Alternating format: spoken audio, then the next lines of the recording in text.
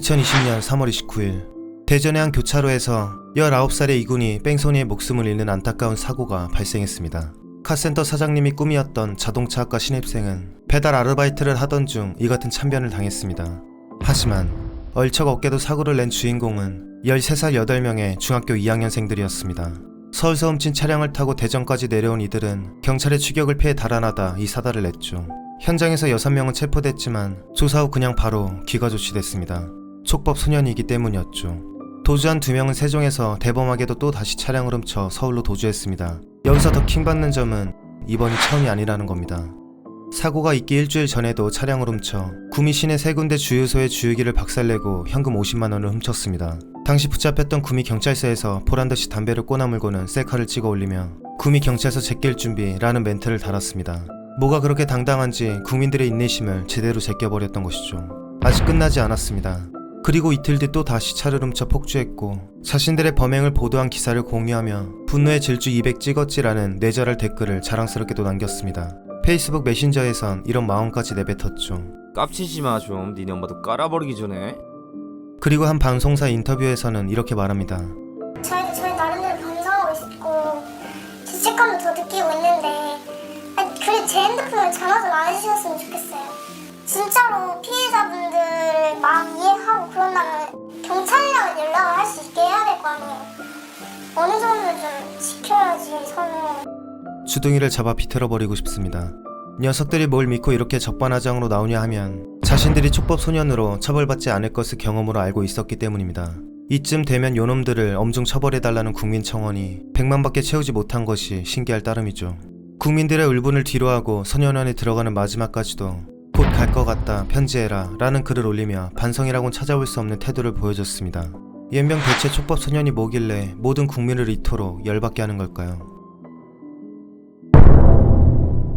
촉법 소년은 소년법상의 만 10에서 14세 미만의 대상을 가리킵니다. 사법 조치로 보호 처분을 받을 수는 있어도 형사 처벌은 받지 않습니다. 여기서 형사 처벌이란 소위 감옥에 갇히는 빨간 줄이 가는 처벌이고 보호 처분은 일정 기간의 보호 관찰을 받거나 혹은 소년원에 보내지는 처분을 말하죠. 여기엔 1호부터 10호까지 있는데 이 중 가장 강력한 10호 처분을 받으면 소년원에서 최장 2년을 보내야 합니다.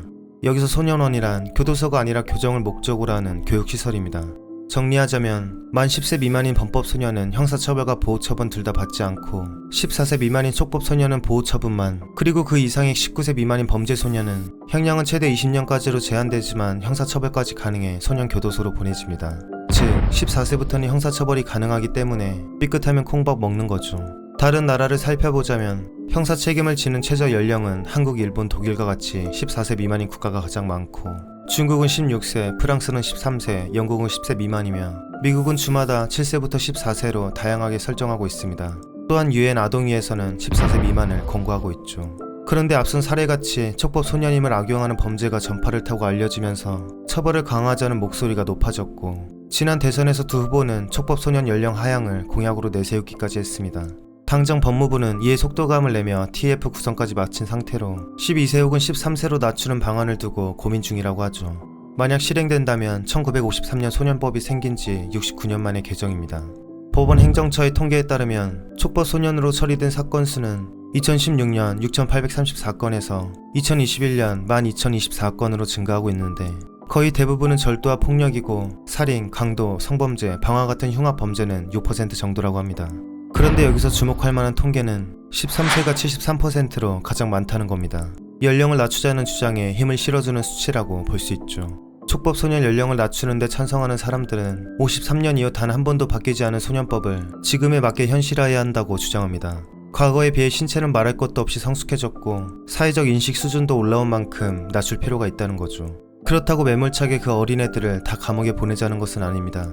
현재도 14세는 형사처벌이 가능하지만 거의 이루어지지 않고 있습니다. 반성하지 않거나 재범할 경우 그때서야 형사재판으로 넘어가는데 여기서 반성하거나 합의 혹은 선처를 받으려고 노력하면 다시 가정법원 소년부로 돌려보내고 있죠. 그만큼 엄벌보다는 교정의 우선순위를 두고 있다는 것입니다. 그렇다면 촉법 소년 연령을 낮추어도 깜빵에 가는 경우는 드물겠죠. 하지만 그럴 가능성이 열린다는 것이 중요합니다. 왜냐하면 자라나는 아이들에게 범죄에 대한 경각심을 심어줄 수 있기 때문입니다. 또한 무엇보다 피해자가 겪는 트라우마에서 벗어나려면 범죄가 명확히 밝혀지고 처벌이 이루어지는 것이 먼저라고 할 수 있습니다. 반대로 처벌이 능사는 아니라는 의견도 팽팽합니다. 무엇보다 피해자의 상처를 달래는 것이 가장 먼저긴 하지만 또 다른 피해자가 나오지 않기 위해서는 교정이 우선시 되어야 합니다. 맞는 말입니다. 성인범과 다르게 소년범은 교정 가능성이 크고 기회를 줘야 한다는 겁니다. 또한 12세든 13세든 연령을 낮춰도 소년 범죄가 줄지 않을 거라고 반대론자들은 말합니다. 외국 사례를 보면 일본은 2000년 이후 엄벌주의로 돌아섰지만 소년 범죄가 감소하는 효과를 거뒀다는 자료를 찾아보긴 힘듭니다. 미국에서도 필요하면 소년 법원에서 형사 법원으로 보내버리는 형사 이송 제도를 시행했지만 재범률이 높아졌을 뿐만 아니라 재범까지 걸리는 시간이 짧아졌다고 합니다. 즉, 엄벌주의가 범죄 예방과 감소에 도움이 되지 않는다는 거죠. 또한 육체적인 발달 수준이 높아졌다고 하더라도 치솟는 이혼율과 학업 스트레스 등 청소년 자살률이 1위인 헬 조선에서 우리 아이들이 정서적으로 안정됐다고 말하기는 쉽지 않습니다. 해체가정, 가정폭력 등의 불안정한 환경 요인이 소년 범죄의 가장 큰 공통점이기도 하죠. 누군가를 증오하지 않는 게 더 이상한 상황에서 최후의 수단인 형법을 들이밀어 낙인 찍어버린다면 가혹할 수도 있습니다. 속은 시원하겠지만 처벌은 일시적일 뿐 가해자 처벌에만 집중한다면 근본적인 문제는 가려질 겁니다. 예를 들어 최근 늘어나고 있는 청소년 디지털 성범죄의 경우를 보면 왜곡된 성문화를 만든 것은 어른들인데 본질적 문제는 개선 없이 아이들을 단죄하는 것이 어른들의 책임감 있는 자세일까 싶습니다. 촉법소년 연령 낮추냐 마느냐 전에 우리 사회가 소년 범죄에 대응하기 위해 1953년부터 69년 동안 얼마나 큰 관심을 갖고 노력을 해왔는지 의문이 듭니다. 교정을 위한 프로그램, 시설, 인력 등의 지원이 제대로 이뤄지고는 있을까요? 현재 소년범을 위한 교정시설은 턱없이 부족합니다. 소년분류심사원과 소년교도소는 각 한 곳뿐이고 소년원은 10곳에 불과합니다. 소년분류심사원은 재판 진행 중에 있는 소년을 몇 주간 맡아 가정 배경, 범죄 성향, 재범 가능성 등에 대해 심도 있게 살펴보면서 대면할 시간이 부족한 판사가 판결을 내리는 데 있어 중요한 역할을 하는데 말이죠.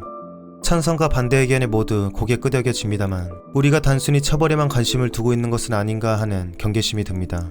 물론 어떠한 이유로도 범죄는 정당화될 수 없지만 소년의 잘못 뒤에는 가정과 학교 그리고 사회적 책임도 존재한다는 점을 기억해야 할 것입니다. 법에도 눈물이 있습니다.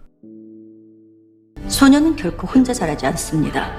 오늘 처분은 소년에게 내렸지만 그 처분의 무게는 보호자들도 함께 느끼셔야 할 겁니다. 재판을 마칩니다.